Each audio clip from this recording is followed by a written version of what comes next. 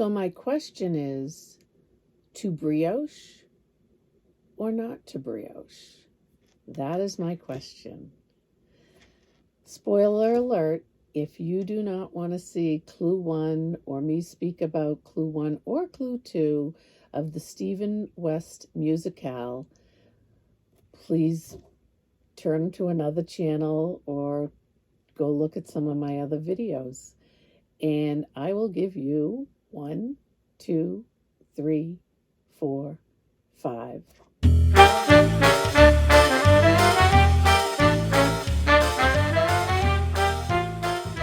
Hello, welcome in.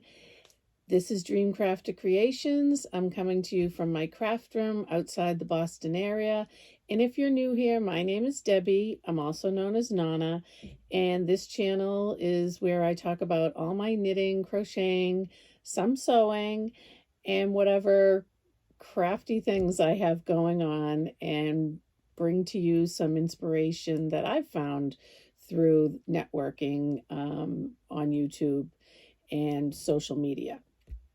But today, spoiler alert, I want to talk to you about the Stephen West MusiKal Mystery Knit-Along.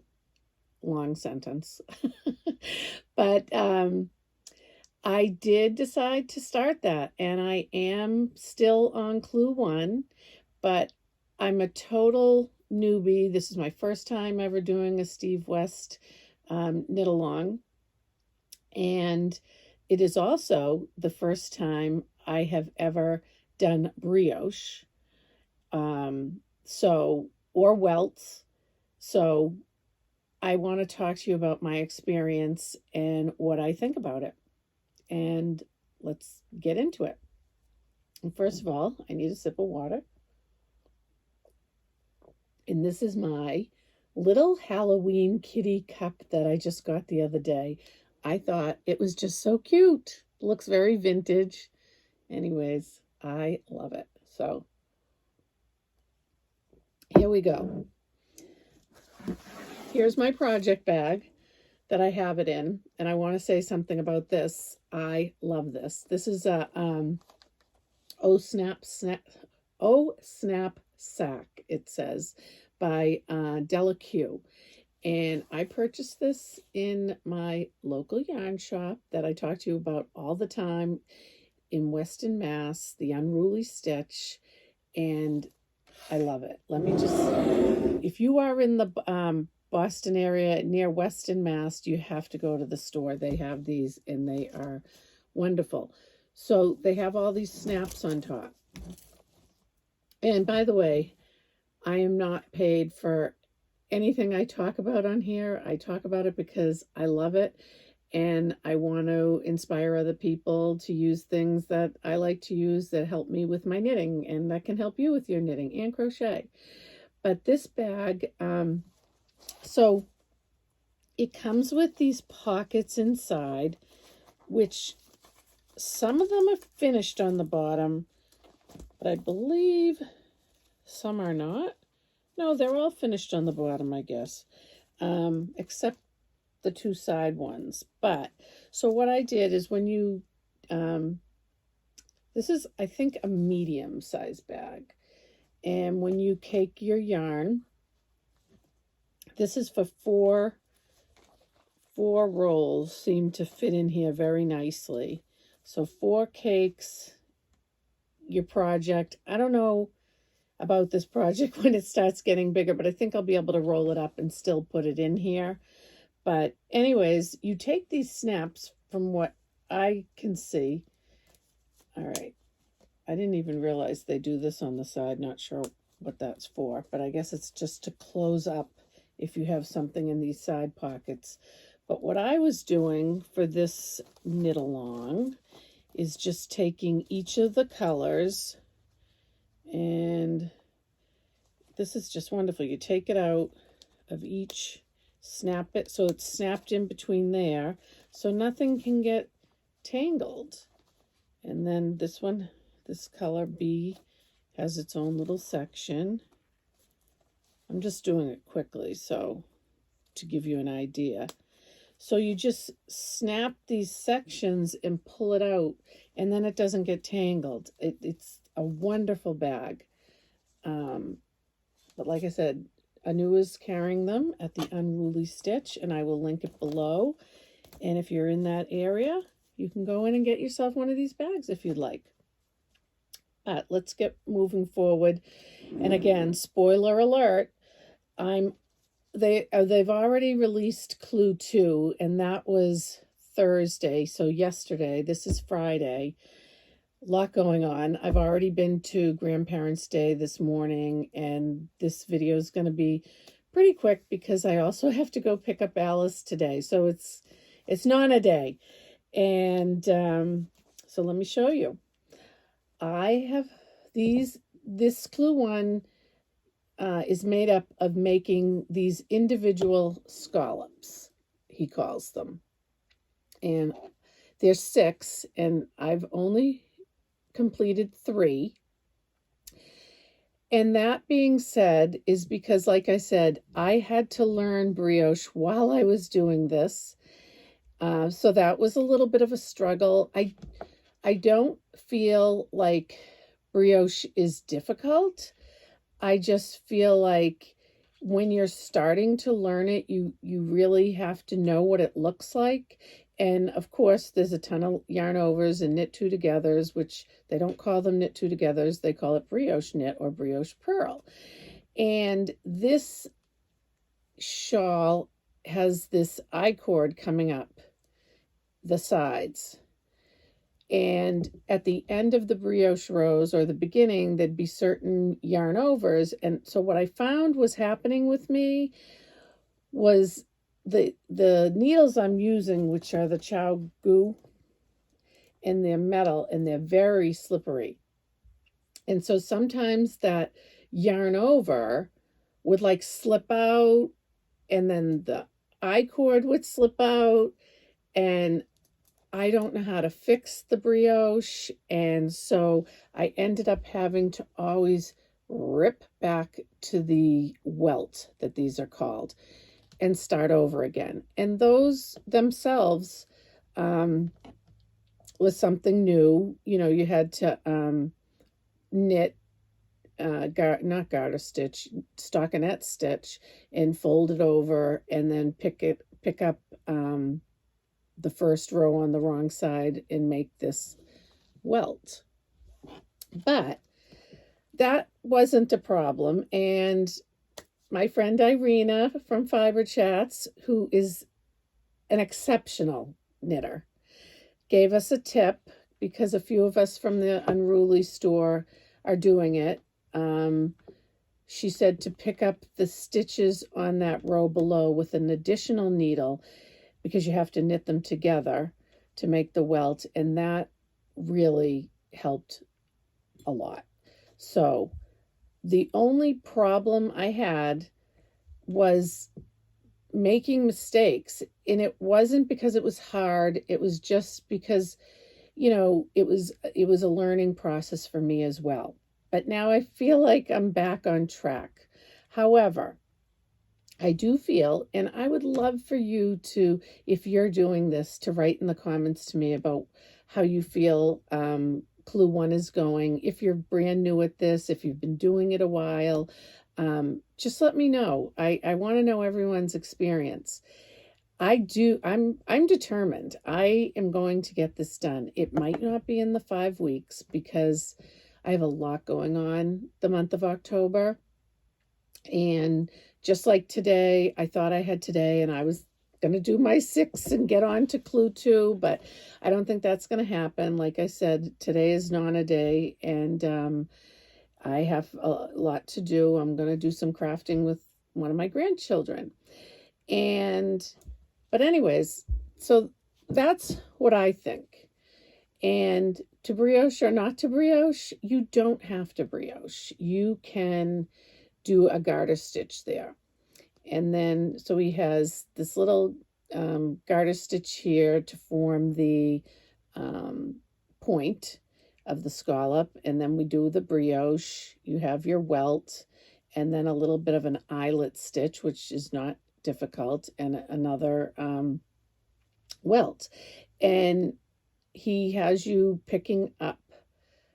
So after you do your first one, then when you get to the second one, you're picking up stitches from a spare needle from the first one, and so on.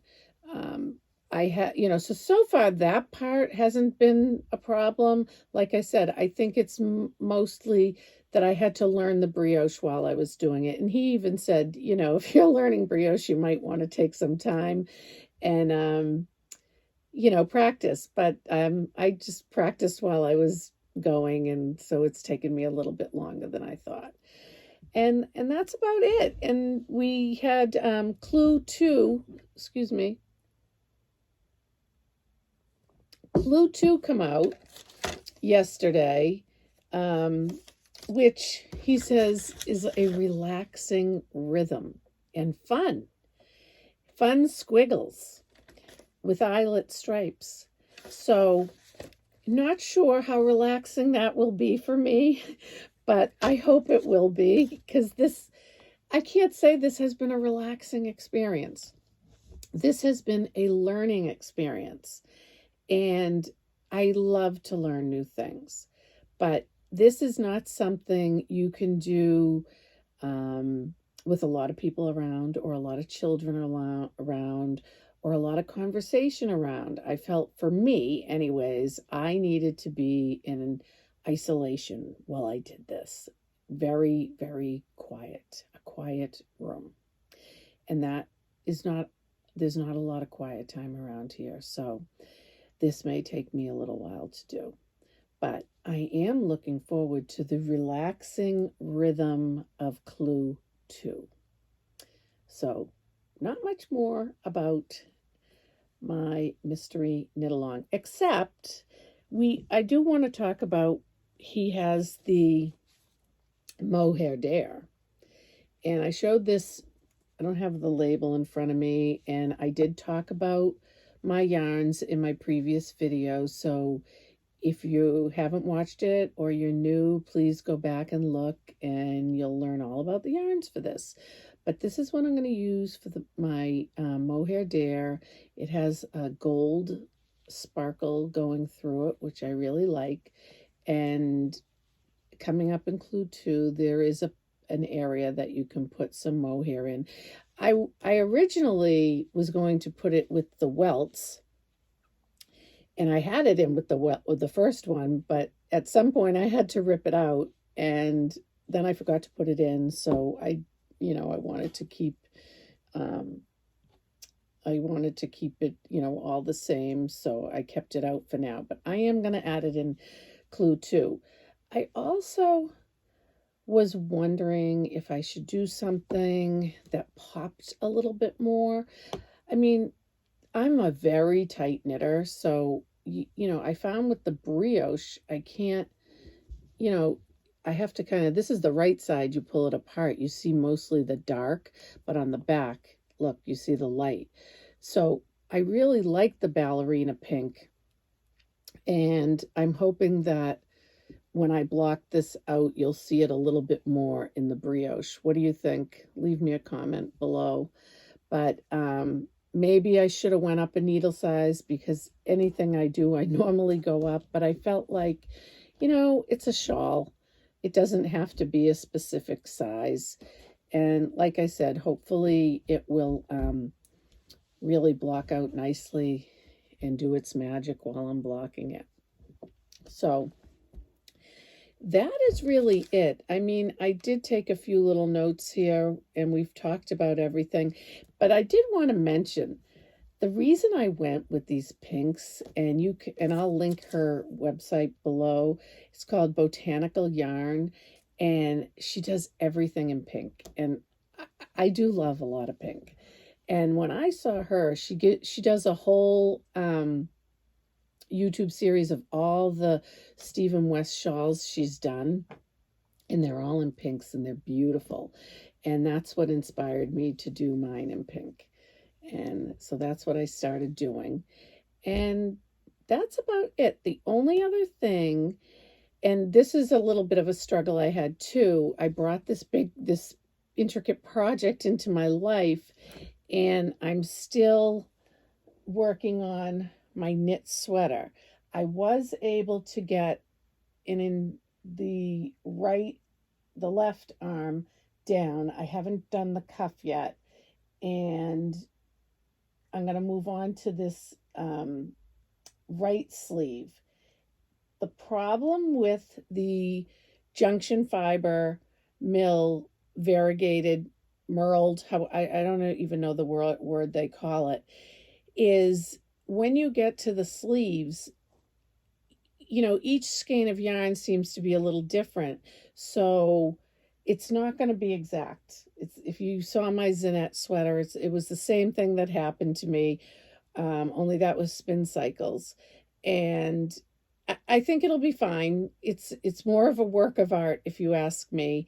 And I don't think it'll be like an eyesore. I think it will blend in. But they do this, kind of cropped, but this is a little too cropped for me. I think I need to go, the next section where the back says pearl and the ribbing, they say is like 4 inches. And I think I might do another 2 here and then finish it off. And hopefully I'll have enough yarn. I did check in the store. Anu, if you're watching, I know there's one skein in there that I can use if I run out. Hopefully it won't get sold. So I'm just having a struggle. Do I work on this? Do I work on this? And this I definitely cannot work when the kids are around, anyone's around. I mean, my poor husband, whenever he walks downstairs, I cringe and start counting out loud because I just don't want to mess up. So anyways, I've told him don't talk to me. I don't know how many times. But anyways, so that I have to do when I have total silence. This I have the pattern down. I can do it with the kids around. This is fine. So I want to wear this to Rhinebeck. This is supposed to be my Rhinebeck sweater, but it's not mandatory. That's just mandatory for me, what I want to do. So I do have Zinette's sweater that I can wear to Rhinebeck if I don't finish, because I just can't decide what to work on when. This, like I said, when I go on my next retreat, I have plenty of time that I could work on that. Actually, I am going to Rhinebeck next Saturday. So I should work on this, maybe be able to get it done. And I can work on this 4 hours there, 4 hours back. And some other time if I get this done. So maybe that's what I should do. What do you think? Should I just work on this, get it done, and have it for next Saturday, and then work on this as I can? And then don't be rushed so I won't make any mistakes and I can get it done faster. I think that's what my plan will be. But for now, that is really all I'm working on. If you're new here, you might be wondering, this is my Halloween decoration for my craft room until I bring it to be long-armed, or I might quilt it myself. I haven't decided. It is going to need some borders, but I did find this. I remember my friend gave me this because I think she might have got some of this fabric and had this, and she really doesn't like cats, so she told me I could have it. So they have the big kitty. Look how cute. So I was thinking I could put this on the back. I just have to find a coordinating fabric. It actually has even a bunch of little ones too that you could, make pillows with. And then there's even one down here that I can embroider, the date and everything, and how I did this quilt. And if you are interested in how this quilt was made, it's a little bit like a trip around the world. Again, I spoke about it in my last video. It's a little bit more towards the end, but you can check that out. And because this was done on the Easy Grid piecing, and I talk about it there. But I have to put I got to get a backing together, may put a border, I'm not sure, and that has to be done. But until October's over, I'm going to keep this as a decoration in my craft room. So the only other thing I can think of is I have, which is a whip, is I have the Hexi blanket. And if you've been watching me for the last 18 videos, because I am a newbie here, I did talk about that a lot in the newer, the 1, 2, 3, 4, 5 videos, because I was working on that. But because I started this and I started this, and I think I had to do some bunnies in between and a bear in the box, I got off track and I hadn't really finished the Hexi blanket, which I would like to get done in November. So I'll have it, for the winter for my couch. And that's it. So if you have stayed this long, I really appreciate it, and I hope you come back again. And I would love it if you would subscribe, give me a like. I really like to talk to people about, knitting, crochet, crafting, sewing, quilting. So leave me a comment. Let me know what you're up to. And till next time, bye.